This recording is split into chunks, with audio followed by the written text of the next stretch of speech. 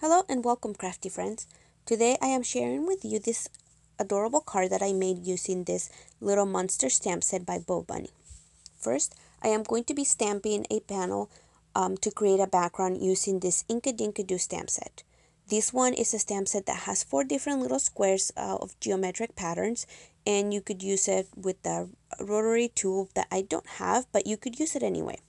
So in this case, I am using it to create a background, and I'm stamping it with Simon Says Stamp Clear embossing ink just all over the place with no particular order, just covering the whole panel. I am then pulling out my embossing powder, and this is a white embossing powder by Recollections. And it is covering pretty good. It is very fine. So as you can see, there is a little bit of overlap on some of my stamping, but it doesn't matter because all I'm doing is just creating a background for my card. Now, with this card, one of my favorite things to do when I am heat embossing is when you are melting the embossing powder. When you put your heat gun to the powder, it is just the most magical thing. You start seeing your image coming to life, or you start seeing the color change as it melts, and it's just a good feeling. I don't know. Maybe I'm just weird. But anyway, so once I finished heat setting this pattern, I pulled out my Distress Oxide inks to do some ink blending. I wanted to use some 2 different shades of blue, and these are the 2 of the 3 I have, but I am slowly adding to my collection of the Distress Oxides, and I really like how they work. They blend very, very nicely onto the Bristol Smooth paper, and I haven't really tried many other inks, but I really like how that works. I wanted to add a little bit of a different color, so I pulled out this green color, and I believe it's called the olive green, and I just put a little bit on different areas with that, like again without a specific order of where things were going, just randomly put it into different places and added a little bit more of the blue color. Once I was done ink blending it, I grabbed a paper towel and I rubbed it over the panel so I could take the excess ink that was left on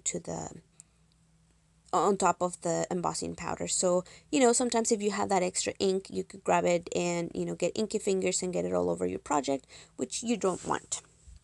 I first was going to stamp the little monster image that I chose using my Memento ink in a block, but I noticed that my ink is running a little bit dry, so I knew that it was not going to be a perfect image or a perfect impression. So I pulled out my stamping tool, and it was a good thing that I did that because I needed to stamp it a couple of times. I stamped it a third time just to make sure that everything was covered and it was nice. So so I could get a very crisp image. Having a stamping tool is a very, very good time saver, and it saves you a lot of stress and trouble when you are needing to do multiple stamping. Also, if you're trying to do multiple things at once, it is a very good tool to have. So if you don't have one, I recommend that you do look into getting one. Now, I decided to use some of my watercolor markers to color the image, and I pulled out my Zigs and also the Spectrum Noir markers that I have. This is a small 6-piece set that has some greens and some yellows and pinks, so I think it was a floral. And, I haven't really used it much, so it's been neglected, so it was a perfect opportunity to use it. Now, when you're using this these markers, you could use it on watercolor paper, but I noticed that using it on the Bristol Smooth works really good. And if you're trying to blend one color with another, it does it really well. So I added a little bit of a darker color so I could add some shading onto the little monster, and boom, magically he's all colored. But anyway, I pulled some of my zigs to color in his little feet using an aqua blue and this lighter green to blend it out. When you do this, the Bristol Smooth paper is really good. All you have to do is just clean the tip of your marker and no problem. So yeah, anyway, I was using all of those, and as I was coloring this, I started to look at the little monster, and it was looking, not too good to my liking. So I decided to color his little belly to kind of keep the same color scheme and using the same colors I had by scribbling some of that aqua blue onto my mat and then picking it up with the green marker.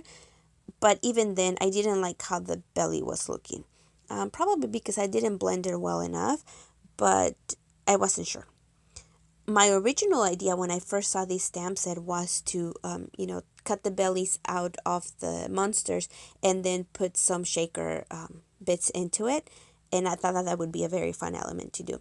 So I decided to do that for this card.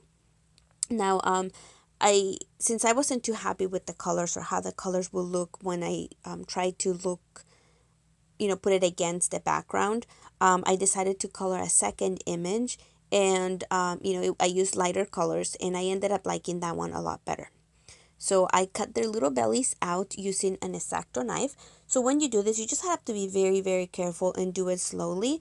So that way you can cut it out. It's no problem. I don't mind fussy cutting. You could try maybe doing it with scissors, but it's a lot easier if you use an X-Acto knife. So I am also using some score tape to put all around the little belly, and so I can glue the piece of acetate there. Now, like I said, I started making both just so I could see what both of them would look like against my background. But in the end, I decided to use the lighter green. And, I have that other little monster ready for any other project, or, practice makes perfect. But anyway, I'm using some of the foam tape here to, put in, create my little shaker area. And I am just cutting little strips out of these little foam squares to put them all, wrap them all around, and put some of the little shaker elements. And what I decided to use was some sequins. Now, I have this big pack of sequins that was all mixed colors, and I am separating them slowly. This one has different sizes, colors, and it was perfect for these. But since I didn't mind, that there was they were all about the same size, I just wanted a little bit of shaker elements and then extra color to add on to the little belly, so that way it could look more festive. Since this is a birthday card, and this is going to be a birthday card for a boy, so I was trying to keep the colors blues, greens, so that way it's more boy-like. I think this little monster will look really cute in pink as well, even though I'm not a pink type of color person, but it will look really nice too. It could be a girl monster. So anyway, once I finish my little monster, you can already see he's so cute. I also colored some balloons, and I decided to get the coordinated color twine for each of the balloons and tie it around it. So that way I could put him onto my little monster's hands and make it look like he was holding the balloons as he was going to the party. I tied it onto each one, and I also use Ranger Multimedia Matte glue to glue the little strings, so that way they wouldn't be just sticking up, and to hold them down a little bit. Now, to glue my to put my little monster onto the panel, I just added a little bit more of foam tape onto his little hands and head, so that way it could be all even, and for when you mail it out, it's not gonna get squished or messed up. My original plan for this one was to create it as an action wobbler, which I think it will be a lot of fun, especially if you have that little shaker element in the belly. But since I am reorganizing my craft room, I did not know where I put them, so I just had to go with what I had. And I just put that, the foam tape all over the little image, and it was perfect. Now, I wanted to stamp the sentiment or a sentiment onto the actual panel, and I just pulled this stamp set that I have with the word celebrate, and I stamped it all the way to the bottom of the panel, since I was going to have it, right to the edge of it. This is a 5.5 by 4 inch panel. And I just typed the word celebrate also, so I could put a little bit of something to ground my little monster on, so it looks like he's sitting on the word. So as I'm playing here to see where I am going to be putting the balloons, I decided to put those, 2 on one hand and then put one on the other side. So that way it looks like he's holding him on each hand, since both his little hands are up. And like I said, I was using the adhesive so that way I could hold the little strings down. and then I just decided to trim them a little bit so that way they weren't quite as long, but it looks like the ribbon is just hanging out. So I decided to go and glue them, and as I was choosing where to go, the two ribbons on the two balloons that were gonna be on the left hand side of the monster, I decided to tie them together, and to glue them onto my panel, I used the adhesive that I have. The third balloon, I tied it around his little hand, and then I just trimmed it to make it shorter. For the balloons, I glued one straight onto the panel, and the other one I just used a little square of foam tape so that way it could be popped up a little bit and add a little bit of interest. And then I just glued it onto the card and then also behind the little monster.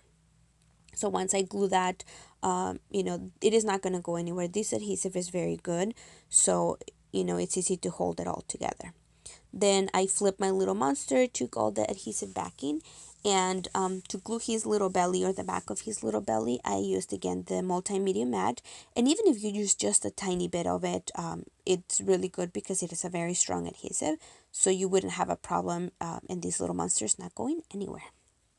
So anyway, I was just trying to, make this card and make it as fun as it looked, and I just kept laughing because that little monster is so cute.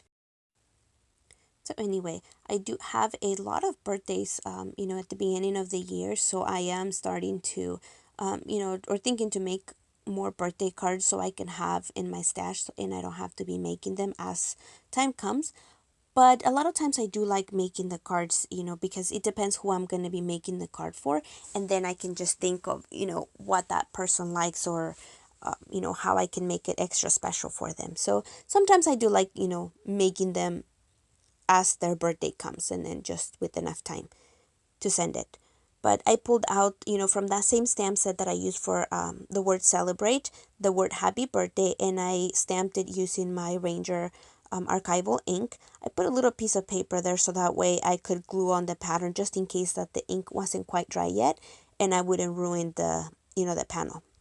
So once I'm done, I just glue it onto the card base, and this is a top folding card base, 5 1/4 by 5 1/2 by 4 1/4, and this is all done.